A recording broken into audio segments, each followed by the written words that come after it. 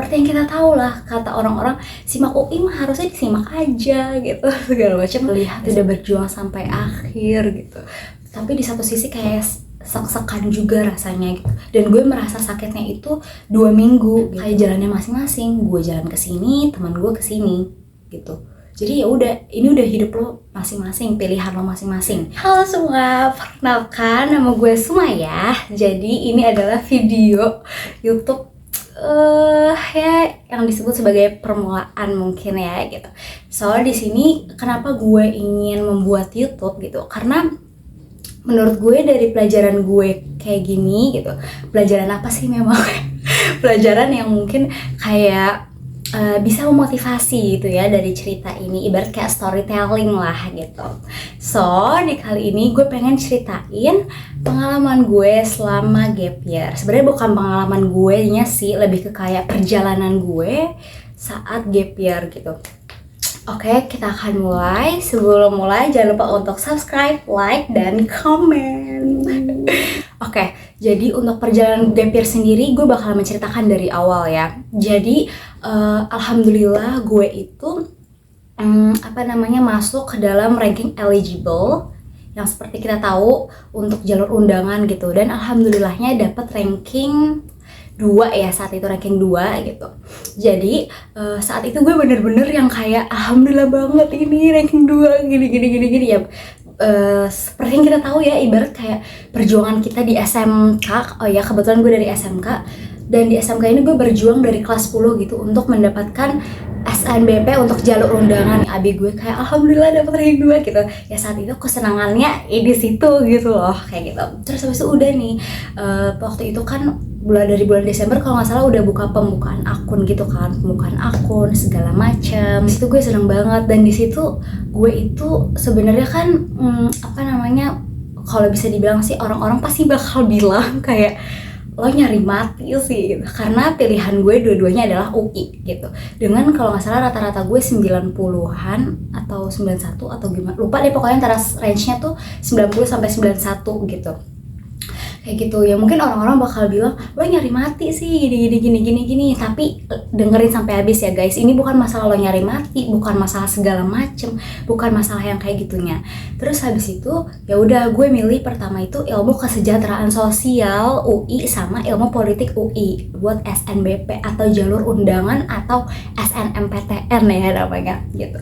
Terus habis itu udah nih, selama gue kayak selama gue daftar, gue sih mikirnya kayak insya Allah lolos. Soalnya gue tuh udah ngerasa kayak gue udah udah taruh sertifikat kayak olimpiade segala macam, itu udah gue taruh sebagai penunjang gitu. Terus habis itu ternyata pas setelah pengumuman pun ternyata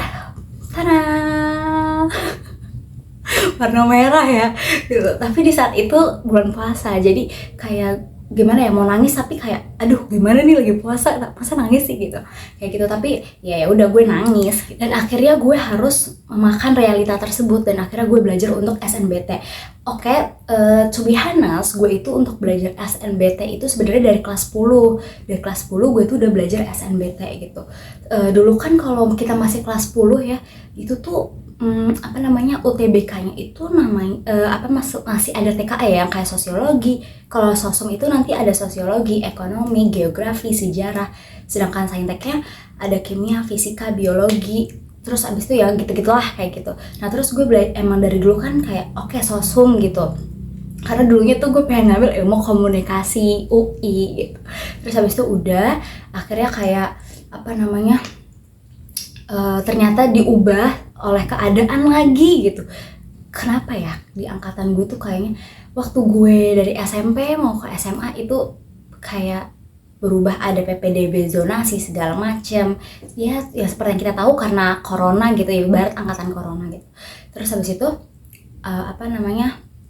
udah kayak gitu, udah gue ngerasa kayak sekarang diubah lagi pas angkatan gue gitu, kenapa gitu deh pokoknya.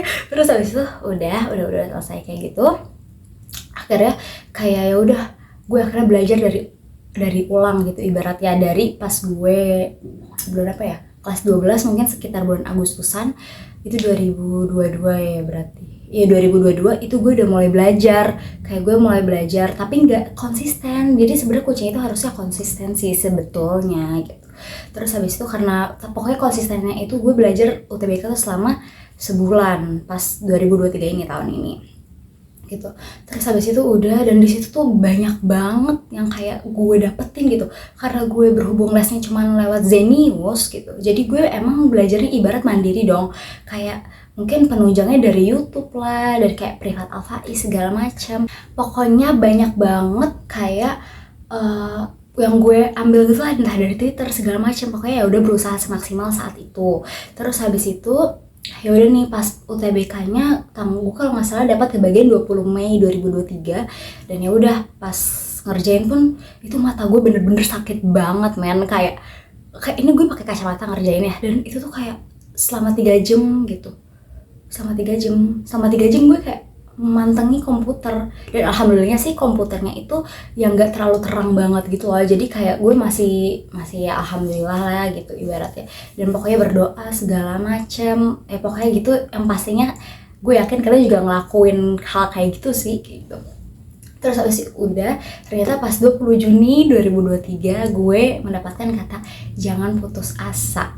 Iya nggak sih? Pokoknya gini lah, pokoknya kayak gitu. Dan akhirnya ya udah kayak gue harus menerima lagi nih. Tapi part tersakitnya itu adalah part SNBT 2023. Waktu SNBP nggak terlalu sih, soalnya kayak masih ngerasa banyak orang UTBK gitu. Sedangkan pas di UTBK 2023 ya ada entah yang lolos lah, ada yang enggak. Tapi tuh maksudnya ibarat tuh SNBP ya udah wajar gitu gak sih? Kayak kita nggak ada yang tahu penilaian dari mana gitu. Kalau UTBK kan kita udah tahu dia tuh pakai skor ibaratnya gitu, kayak gitu. Terus habis itu udah akhirnya gue berjuang ikut SIMAK UI itu. Seperti yang kita tahu lah, kata orang-orang SIMAK UI mah harusnya disimak aja gitu segala macam. Ya sebenarnya emang betul, tapi sebelum gue ujian SIMAK UI itu gue tuh selalu mikir kayak kayaknya sih enggak, orang-orang kenapa sih bilang gitu, kenapa disimak aja gini-gini. Kan orang-orang juga ngasih tahu kalau misalkan ikut SIMAK UI itu latihan dari dari soal-soal tahun kemarinnya, dan emang UI itu nyediain soal-soal tahun kemarin. Ya udah tuh gue kerjain dong soal-soalnya. Terus habis itu gue ngerasa kayak alhamdulillah ini merasa bisa, dan gue juga nyatet apa aja sih materi-materinya gitu, kayak gitu. Pokoknya banyak banget catatan, sampai binder gue tuh ibarat kayak gue menghabiskan 2 binder ya, kalau nggak salah menghabiskan 2 binder tapi nggak habis-habis banget. Pokoknya kayak ya binder kan bisa isi ulang lah ibarat. Jadi kayak gue ibarat bindernya udah segini gitu. Terus habis itu udah akhirnya pas gue ikut SIMAK UI itu kan online ya gitu, SIMAK UI online. Jadi pas gue ngerjain ya ada kameranya, ada segala macem, ada foto gue pas SIMAK UI kayak gitu. Mungkin dikala orang-orang itu udah ngerasa kayak capek, lelah segala macam, tapi orang-orang ngeliat kayak ih lo kok masih bisa berjuang untuk SIMAK UI gitu. Seperti yang banyak masukan dari orang gitu, kayak berjuanglah sampai titik akhir, begitupun kata orang tua gue. Jadi gue kayak oke, berjuang sampai akhir banget gitu, gue akan mencoba sampai akhir banget gitu. Habis itu ya udah akhirnya gue kayak pas ujian sih emang betul, ternyata gue baru ngerti gimana kata orang-orang SIMAK UI itu hanya disimak aja. Ternyata bener, gue pas ujian gue nyiak doang, kayak gue matematika dasar ini apa yang dimaksud, kan ada kameranya ya. Gue jadi kayak ini gimana caranya ya, ini gue gimana ngitungnya ya, kayak gitu. Gue pastinya nggak ada contoh soalnya sih gue nggak ada contoh soalnya, gue nggak nge-SS atau segala macam. Tapi yang gue ingat banget emang soalnya itu di luar nalar. Kayak lu belajar nih A, B, C, D, tapi yang keluar tuh Z. Gila, lu sejauh apa gitu. Padahal kebanyakan tuh mayoritas tuh keluarnya A, B, C, D, E gitu. Ternyata yang keluar Z. Apa lu kagak kaget lah ibaratnya gitu nggak sih, kayak gitu. Terus abis itu lu juga tahu kuota SIMAK UI reguler tuh berapa. Kebetulan gue ikutnya reguler ya.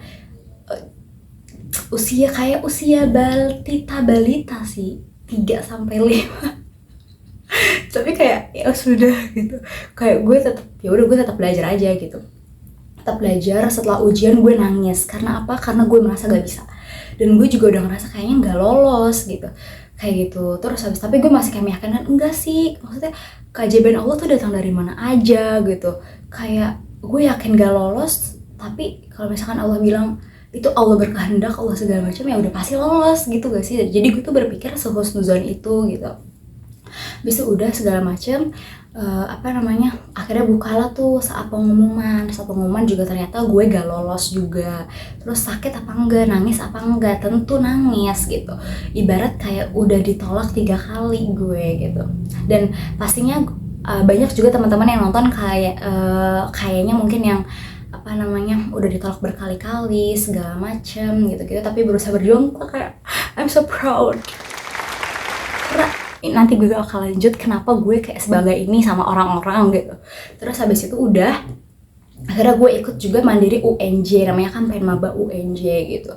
Dan gue udah memilih jurusan di UNJ ini, menurut gue jurusan yang kayaknya bisa dimasukin oleh gue sih gitu. Dan pas ujian sih alhamdulillahnya gue ngerasa senang-senang aja sih, walaupun gue kebelet pup di situ, tapi gue kayak ngerasa pas ujian tuh kayak alhamdulillah ya Allah, mudah sekali kayak gitu sumpah. Dan gue merasa kayaknya sih lolos gitu. Tapi sebenarnya tuh gue tuh setiap ada ujian atau ada mau pengumuman segala macam, gue tuh selalu mimpi gitu, entah dari petunjuk dari Allah, kan mimpi kan terbagi menjadi banyak ya, ada petunjuk dari Allah lah, atau enggak karena kita kepikiran, atau enggak emang dari setan segala macem yang kita nggak ketahuin gitu. Jadi gue tuh pas mimpi gue buruk, gue langsung kayak buang ludah ke kiri gitu loh pas bangun. Dan gue tuh jadi sempat merasa takut untuk tidur gitu. Gue merasa takut untuk tidur, dan jadinya gue kayak apa gue begadang aja biar gue nggak mimpi gini kayak gitu pikiran gue. Sumpah kalian juga ngerasain gak sih? Pokoknya ini yang gue rasain ya. Terus habis itu ya udah pas Penmaba UNJ, pas gue pulang juga gue ngerasa alhamdulillah banget. Pokoknya gue sampai bilang ke orang tua kan, alhamdulillah di antara ujian yang lain tuh ini ujian yang paling mudah gitu, alhamdulillah. Terus kata Umi Abi gue kayak insya Allah lolos ya segala macam, pokoknya yang terbaik lah ibaratnya gitu. Terus habis itu udah nih, ternyata pas buka pengumuman gak lolos juga. Dan gue itu bukanya maghrib, setelah sholat maghrib, dan di kamar, bukan di kamar gue bukanya gitu.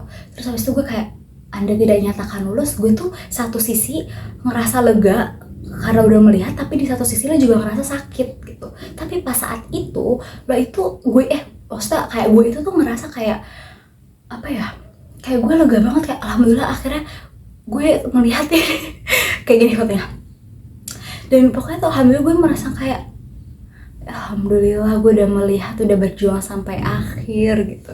Tapi di satu sisi kayak sek-sekan juga rasanya gitu. Dan gue merasa sakitnya itu 2 minggu gitu. Dan gue akan cerita ini perjalanan gue selama gue perjalanan gue untuk kayak gimana ya, akhirnya memutuskan untuk gap year gitu. Jadi perjuangan gue untuk akhirnya gue memutuskan untuk gap year, sebenarnya guys, gap year itu gak salah, gak dosa, gak segala macem gitu. Kebetulan juga kalau misalkan insya Allah tahun depan 2024 insya Allah lolos gitu, umur gue masih sama kayak orang-orang gitu, umurnya masih 18 gitu. Saat ini gue masih berumur kan 17 tahun, jadi kayak alhamdulillah gak yang tua-tua banget gitu kalau misalkan lolosnya tahun depan gitu. Insya Allah pokoknya yang terbaik gitu, kayak gitu. Terus habis itu ya udah dong, gue juga ngerasa kayak oh ya alhamdulillah, soalnya kakak gue pun juga gap year selama ya setahun gitu, ya insya Allah aja gitu. Terus abis itu ya udah setelah gue itu 2 minggu merasa overthinking, gue nangis, gue gak nafsu makan, pokoknya banyak banget yang ngebuat mental sama fisik gue itu menjadi rusak gitu. Mungkin orang-orang tuh mikir kayak gap year kan gak dosa, gap year kan gini-gini. Ya mereka gak mengalami apa yang lu alamin, mereka gak mengalami apa yang gue alamin. Yang orang lihat ya udah gitu loh, kayak gitu. Lo merasa lo menarik diri dari lingkungan, lo gak nafsu makan, badan lo mengurus segala macam, lo jadi kehilangan motivasi segala macam, kayak merasa capek, ngerasa putus asa, ngerasa segala macam, semua menjadi satu. Dan gue saat itu masih takut untuk tidur. Dan alhamdulillah gue ada sahabat jannah ya yang kayak selalu nelfon gue tiap malam untuk nenangin gue segala macam kayak gitu. Yang pastinya juga ini udah di luar dari ibadah gue sendiri ya gitu. Terus habis itu udah dong, gue kayak 2 minggu itu gue ngerasa kayak aduh gimana caranya gini-gini. Sebenarnya orang-orang juga mungkin udah bilang ya kayak coba gini-gini segala macam, tapi guys balik lagi, yang ngalamin hal ini adalah kita aja, gue aja, lo aja gitu. Orang lain tuh belum tentu paham. Ibarat orang lain tuh paham 0,1%, sisanya tuh Allah aja yang paham apa yang lo rasa, kayak gitu. Dan satu-satunya minta solusinya ke Allah, kayak lo harus gimana ini, kayak apa yang harus gitu, minta dituntun untuk setiap jalan lo segala macem.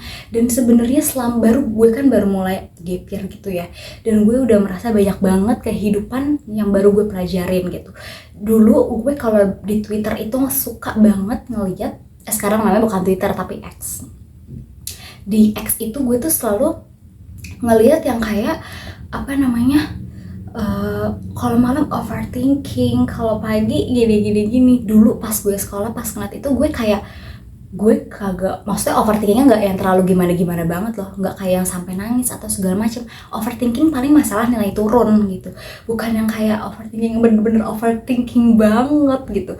Dan gue akhirnya merasakan sekarang, dan gue juga semakin mengerti apa yang dimaksud dengan hidup itu adalah pilihan. Itu penting banget sumpah. Dan gue baru belajar gitu, hidup itu pilihan. Kayak ibarat gue yang sekarang nih, selama gue gap year, ya ini pilihan gue memutuskan untuk gue gap year. Mungkin ada orang yang memutuskan untuk swasta atau segala macem, dan ini udah kayak jalannya masing-masing. Gue jalan kesini, teman gue kesini gitu. Jadi ya udah, ini udah hidup lo masing-masing, pilihan lo masing-masing. Sedangkan waktu sekolah kita masih ada tanggung jawab ibarat untuk sekolah gitu. Dan sekarang lo milih, lo mau kerja lah, lo mau gap year lah, atau lo mau swasta lah, atau segala macam gitu. Dan itu udah pilihan masing-masing, dan kita pun gak bisa menghakimi pilihan orang gitu loh. Jadi di saat ini gue juga merasa kayak, mungkin teman-teman juga ngerasa kali ya yang nonton, kayak ngerasa sendirian lah, kayak siapa lagi teman berjuang gini-gini. Dan gue juga menangisi itu, karena gue merasa semua teman gue itu udah masuk PTN ataupun yang swasta, jadi ibarat tuh udah punya kesibukannya masing-masing, sedangkan gue yang gap year gitu. Padahal kan gap year juga bisa melakukan rutinitas yang lainnya, dan mungkin akan gue bahas di video selanjutnya ya, rutinitas gue selama gap year ini apa gitu. Terus habis itu ya udah, akhirnya gue kayak ya udah, kayak untuk keluar dari zona nyaman gue yang sekarang itu susah banget rasanya. Mungkin kita ini tuh beranjak umur, beranjak dewasa segala macam, arti keluar dari zona nyaman itu tergantung mindset lo masing-masing. Gue waktu itu mikir keluar dari zona nyaman saat SMA adalah ketika gue bisa nggak cuma jadi diem-diem aja lah di kelas. Gue nggak cuma anak yang gini lah, gue berusaha untuk aktif organisasi, gue berusaha untuk ikut lomba di sekolah ataupun di luar sekolah. Itu yang gue maksud keluar dari zona nyaman versi SMA. Sedangkan yang sekarang adalah yang gue rasa keluar dari zona nyaman versi gue setelah lulus SMK. Mohon maaf ya, gue SMK maksudnya, tapi ngomongnya SMA mulu ya. Jadi kayak keluar dari zona nyaman itu berbeda-beda gitu. Kayak posisi nyamannya gue yang sekarang ini tuh kayak rasanya tuh susah banget untuk keluar, walaupun orang-orang kayak bilang lo harus gini, lo harus ini, lo harus ini. Tapi kalau diri lo nggak ada niatan atau segala macam untuk untuk keluar gitu, itu akan menghambat gitu. Dan jujur aja gue juga bertarung dalam pikiran gue gitu. Mungkin kalian juga bingung gimana maksudnya bertarung dalam pikiran. Dulu dulu kita waktu masih sekolah, kita bertarung pikirannya paling ya hal-hal yang kayak, sekarang kalau kita lihat sih hal-hal yang basic ya kalau yang dulu ya gitu. Sekarang tuh gue ngerasanya bertarung pikiran kayak banyak pertanyaan yang udah di luar kendali, yang udah gue pikirin sendiri gitu. Kayak gue bisa gak sih gitu, gue bisa gak sih ini, gue gini gitu, kayak gitu. Pokoknya banyak banget hal-hal yang kayak ngebuat mental sama fisik gue itu merasa capek gitu. Gue pun menyadari kalau gue tuh capek dengan semuanya, capek dengan fisik, mental, segala macem. Itu gue merasa capek, tapi balik lagi, kalau misalkan kita ngerasa capeknya doang, ngerasa mau nyaman-nyamannya aja, kita nggak mau ngelakuin aktivitas segala macam, itu bakal kepikiran gitu. Dan salah satunya adalah gue harus sharing-sharing ke orang, ke teman-teman gue segala macem yang emang gue anggap bisa menjaga rahasia gue gitu. Gue cerita lah keluhan gue gimana segala macem lah gitu. Terus abis itu gue udah membuat YouTube inilah, soalnya gue yakin banget mungkin dari beberapa kalian yang nonton juga ngerasa kayak menarik diri dari lingkungan, gak nafsu makan lah, atau kayak jadi lemes, kurang motivasi, bertarung dalam pikiran sendiri, segala macam kayak gitu. Dan gue ingin ngasih tau ke kalian bahwa kalian tuh gak sendiri, gue pun mengalami saat ini. Dan insya Allah aja kita sama-sama bisa keluar dari zona nyamannya kita masing-masing. Guys, intinya gap year itu gak dosa, gak salah, tergantung mindset kita masing-masing.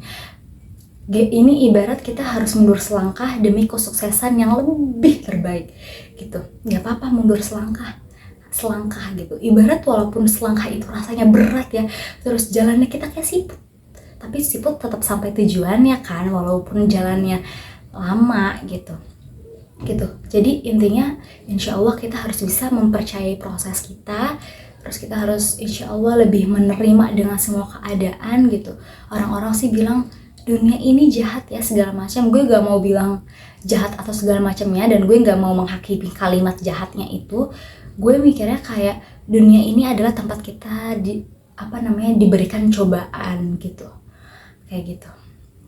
Jadi gimana nih kita bisa melewatinya atau enggak? Allah itu kan ibarat tuh roda ya, awalnya kita ditaruh di atas gitu, dan suatu saat kita bisa aja ditaruh di bawah, dan saat kita di bawah Allah juga bisa naikin ke atas semudah itu. Pasti kalian tau gak sih cerita yang Ustazah Oki itu?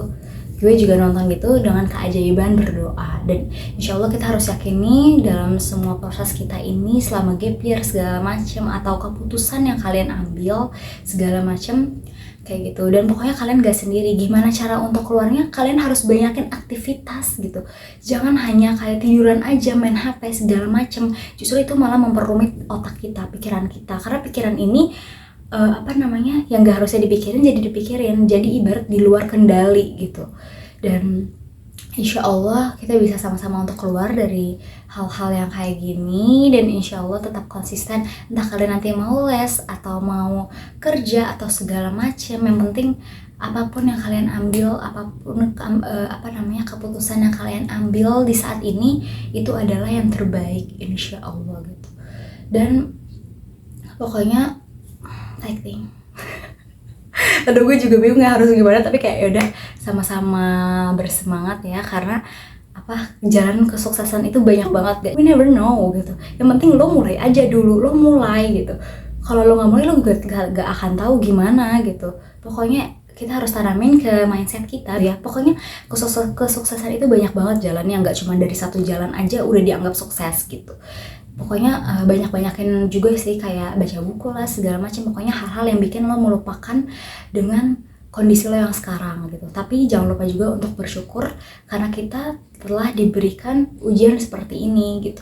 Karena nggak semua orang bisa menghadapinya kayak kita saat ini.